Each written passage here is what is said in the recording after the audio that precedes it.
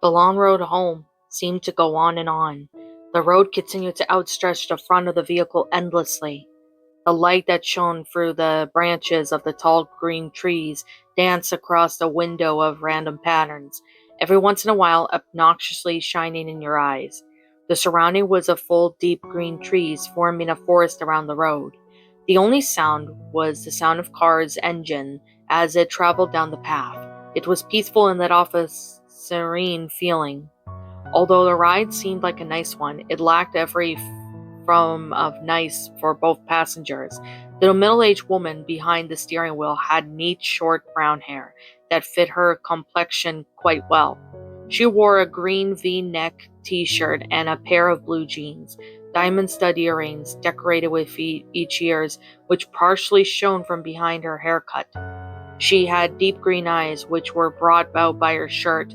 The lighting seemed to make them more noticeable.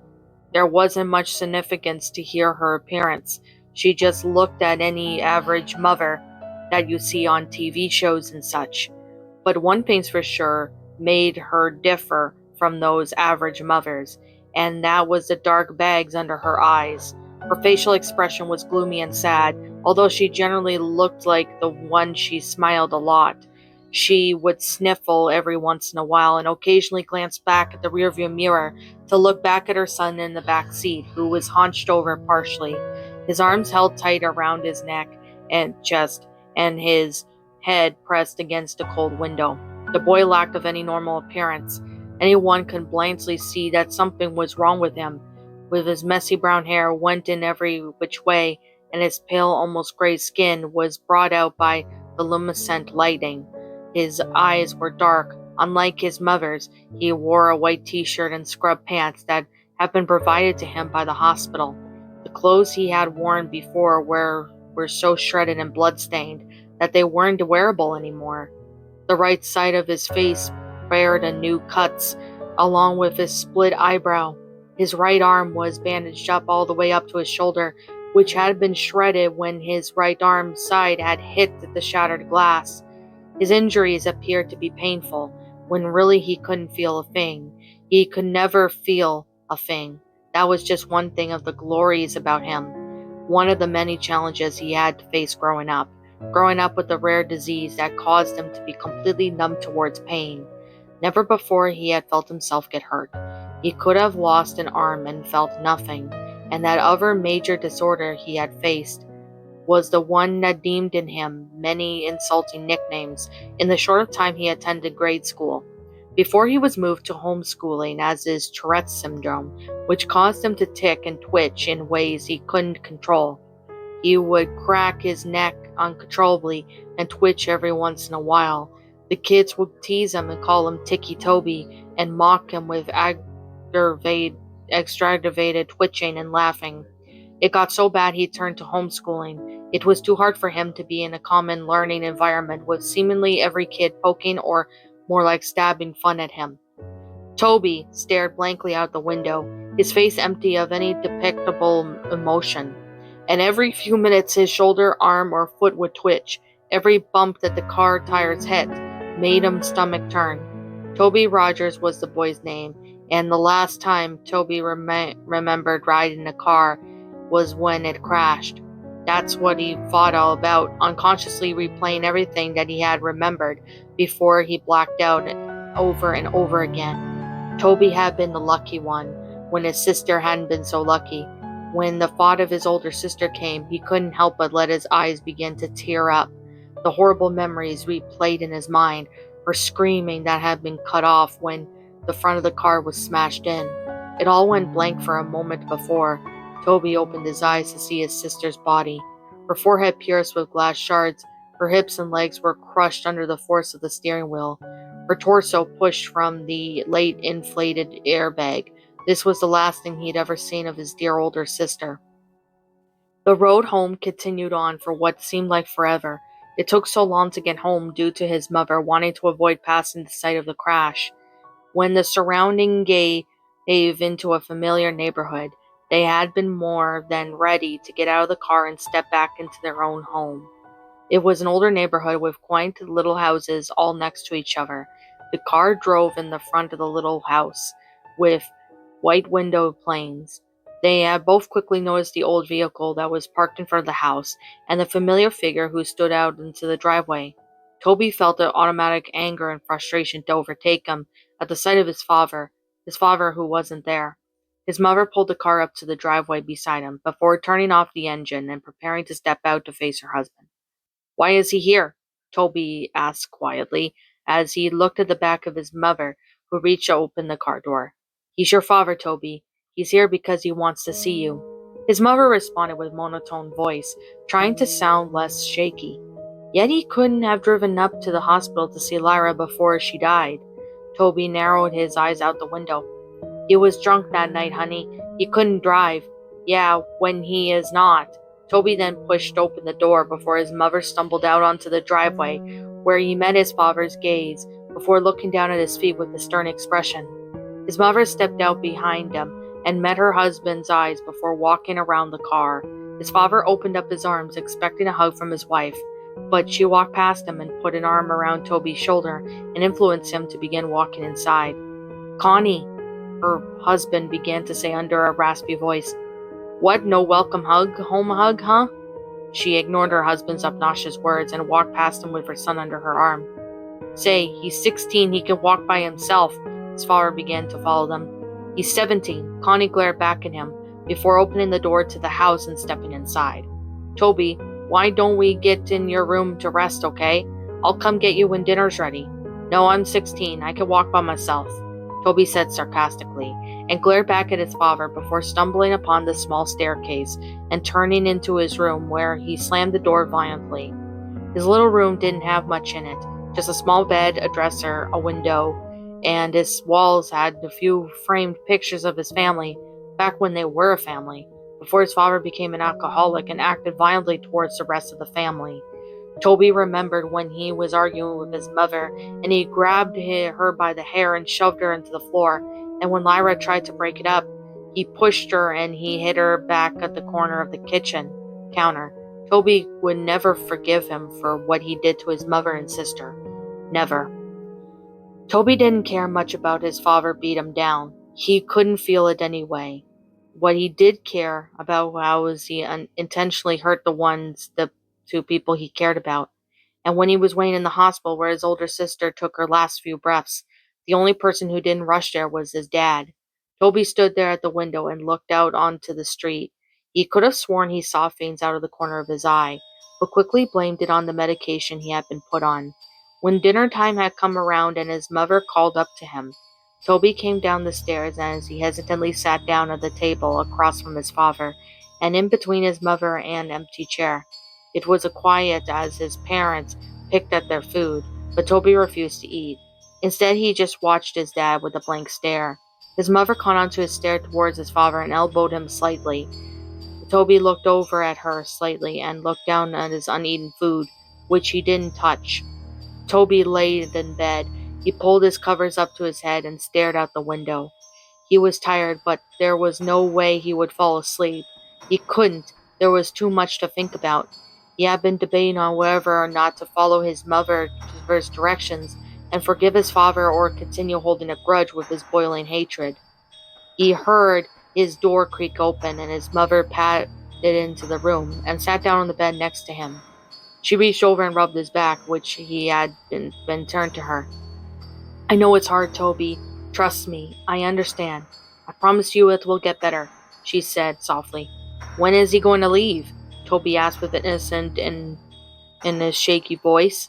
Connie let her gaze fall to their feet. "I don't know, honey. He's staying as far as I know," she replied.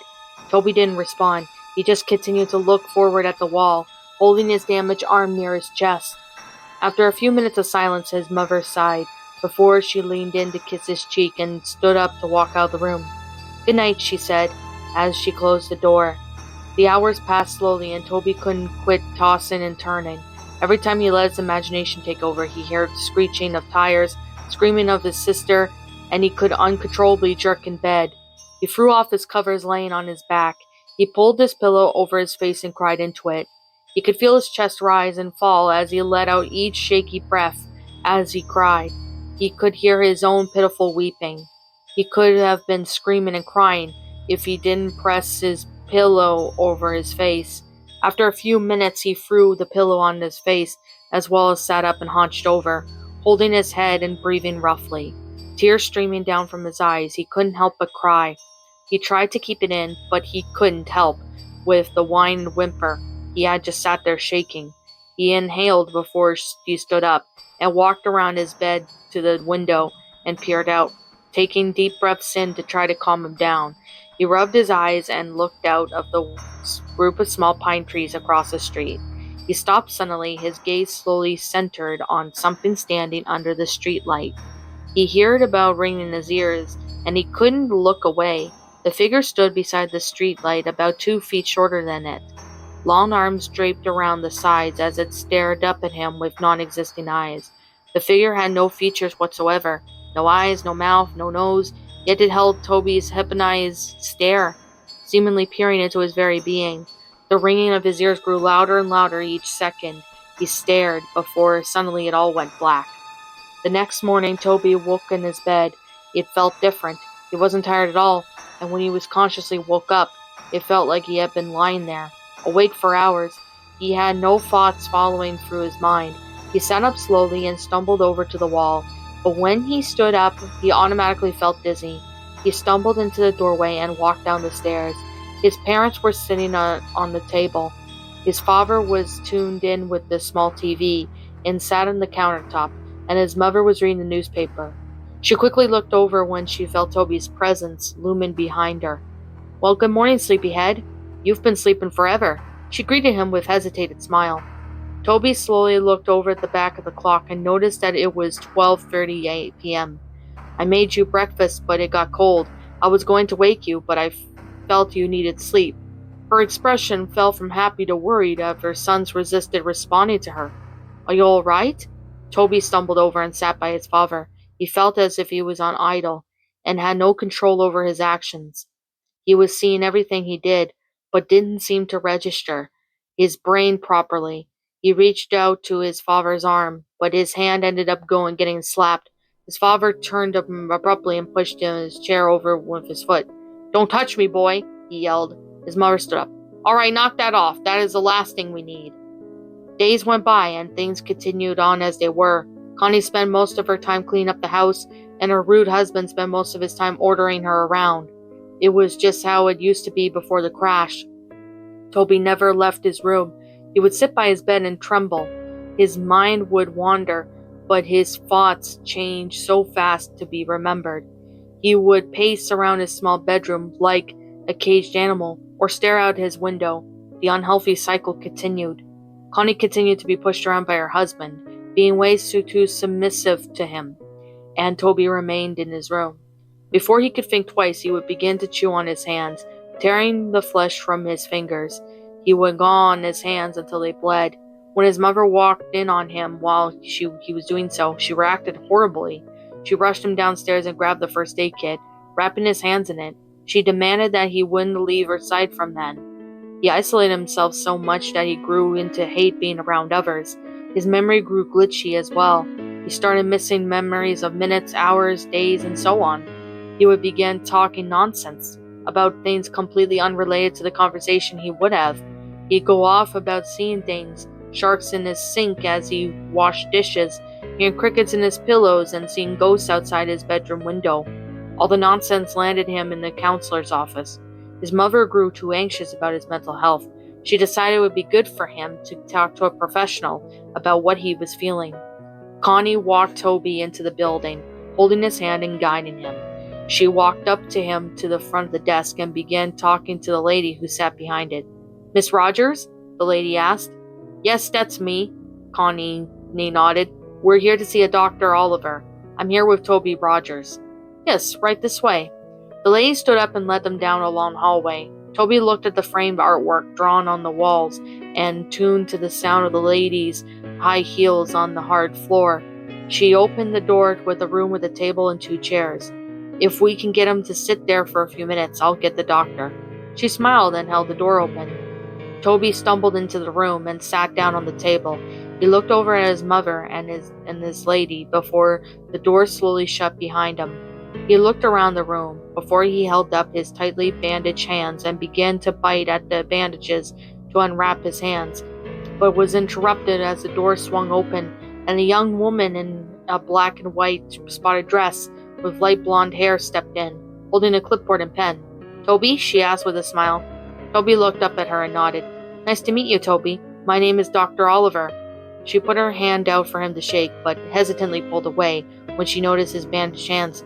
"Oh," she smiled nervously, before clearing her throat and sitting on the chair across from the table from him. "So I'm going to ask you a few questions. Try to answer them as honestly as possible, okay?" She placed the clipboard down on the table. Toby nodded slowly and held his restrained hands on his lap. "How old are you, Toby?" she asked. 17, he responded quietly. She wrote down on the paper that was clipped to the clipboard. "What is your full name?" "Toby Aaron Rogers." "What is your birthday?" "April 28th. "Who is your immediate family?" Toby paused for a moment before answering her question. "My mom, my dad, and—" He stopped. "My sister."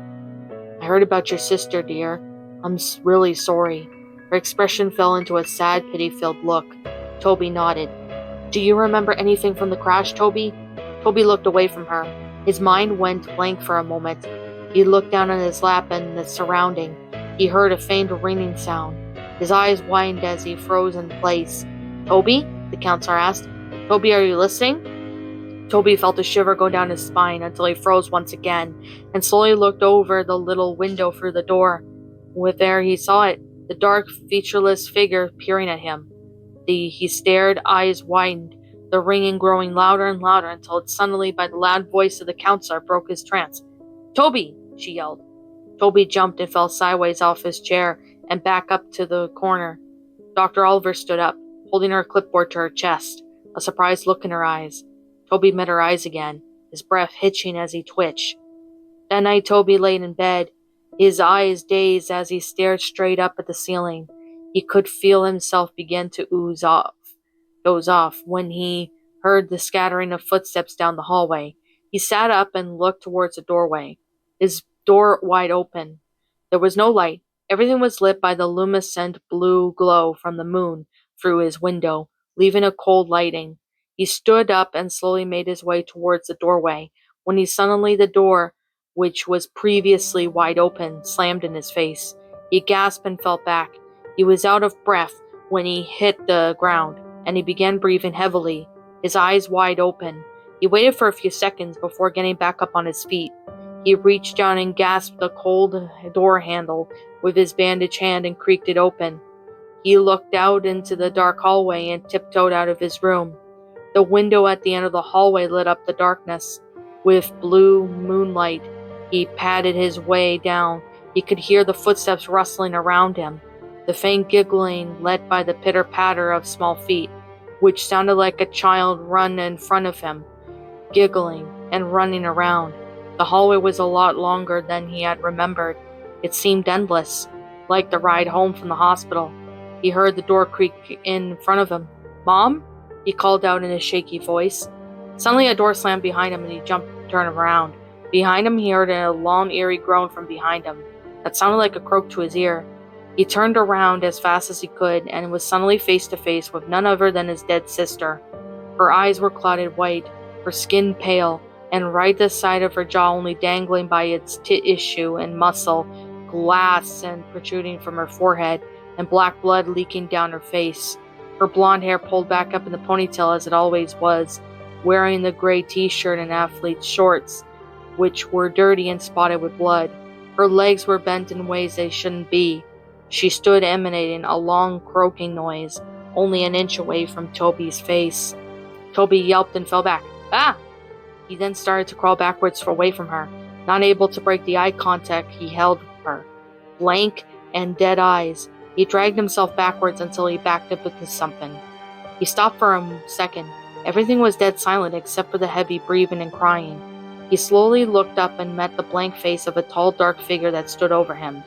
Behind the dark and tall mask were rows of children, looking ranged from 3 to 10 years old. Their eyes completely black, and dark black blood leaked from their eye sockets. He screamed and stood up as fast as he could, only to be tripped by the dark black tendrils that wrapped around his ankle. He fell straight onto his stomach and got the wind knocked out of his chest. He tried to scream, but he couldn't make a sound. He wheezed out before it went black. Toby woke up with a start. He screamed and sat up as fast as he could, completely short out of breath. He wheezed out and he held his chest with his bandaged hands. It was just a dream. Just a dream. He lay back down on his bed and rolled over onto his side. He felt like a giant weight had been lifted off his chest as he took in deep breaths. He stood and padded over to his window. He saw nothing. Nobody was out there. No ghosts, no figures, nothing. He heard the rustling and coughing of his father in the doorway. His door was closed. He walked over and opened it, looking out into the hallway once again.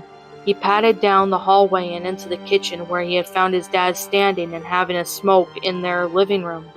Toby waited a second and watched him from around the corner before burning the feeling started deep in his chest. Deep boiling anger overtook him. He heard the little imaginary voices in his head. "Do it! Do it! Do it!" they chanted.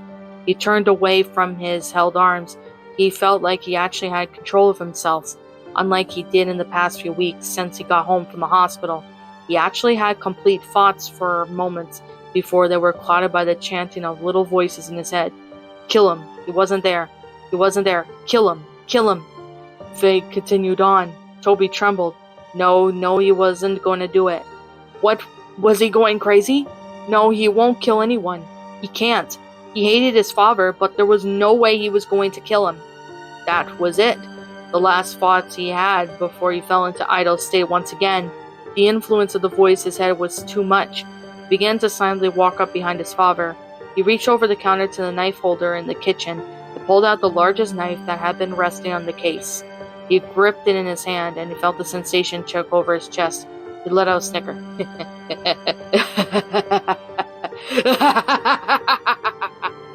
He began laughing so hard he had to gasp to breathe. His father turned around abruptly before he felt the brute force shove him down the floor. He grunted as the air escaped the knocked out of him. "What?" He looked up at the boy, who stood over him, grasping the kitchen knife in hand. "Toby, what are you doing?" He turned to sit up and put his arms out in front of him in self-defense, but before he knew it, Toby was on top of him. He went to grab at his neck, but his father reached down and blocked his hand by grabbing onto his wrist. "Stop! Get off of me, you little fucker!" he yelled with his old other hand, and he threw an off-center punch towards Toby's shoulder. But he didn't stop. He looked in Toby's eyes and was not sane. It looked as if a demon had taken control over him. He yelled back and went to stab the knife into his father's chest, but he blocked him and grabbed onto his wrist once again.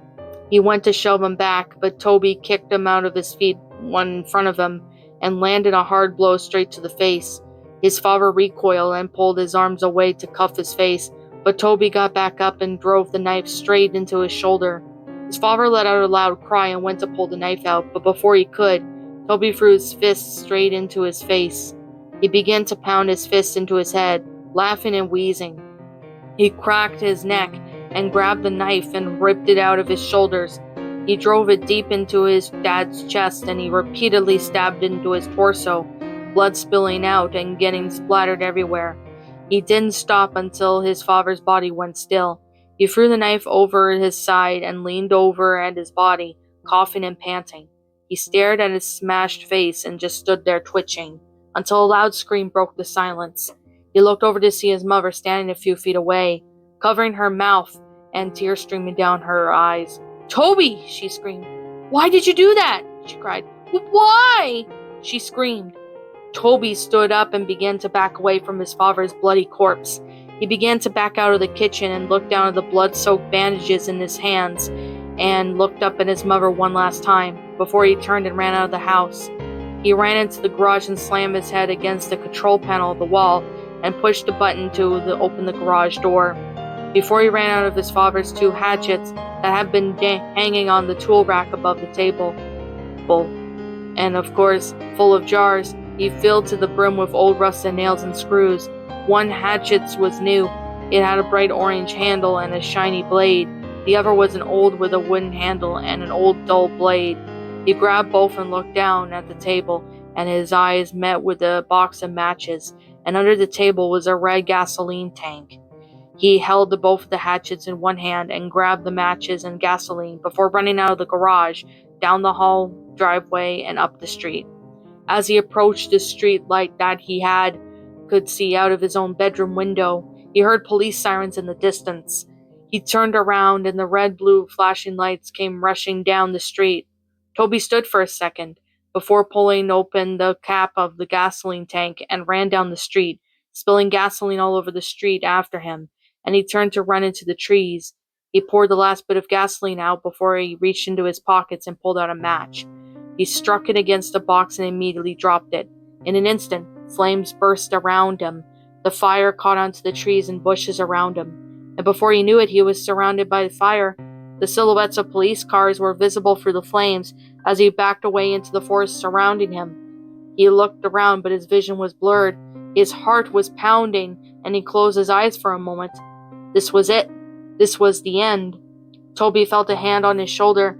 He opened his eyes and looked over to see a large white hand with long bony fingers that rested on his shoulder. He followed the arm that was attached to the hand up towering the dark figure. It appeared to be wearing a dark black suit, and its face was completely blank. It towered over Toby's small frame, and it looked down on him. Tendrils reached out from its back. Before Toby knew it, his vision blurred, and he was surrounded by the ringing of his ears. Everything went blank. That was it. That was the end. That was how Toby Rogers died. A few weeks later, Connie sat in her sister's kitchen. Her sister Lori sat next to her drinking a cup of coffee. About 3 weeks ago, Connie lost her husband and her son, and a few weeks before, she had lost her daughter to a car crash. Since then, she moved in with her sister. The police were keeping her busy, and they had just finished cleaning up the case, and the story had been released 2 weeks ago, and the focus on the world seemed to have shifted completely. News stories. Lori switched the TV to news broadcasts. On the TV, the news reporter began introducing the new headline. We have breaking news. Last night there's been a reported murder of 4 individuals. There are no suspects yet. The victims were a group of middle school kids who had been out in the woods late last night. The kid had been bludgeoned and stabbed to death.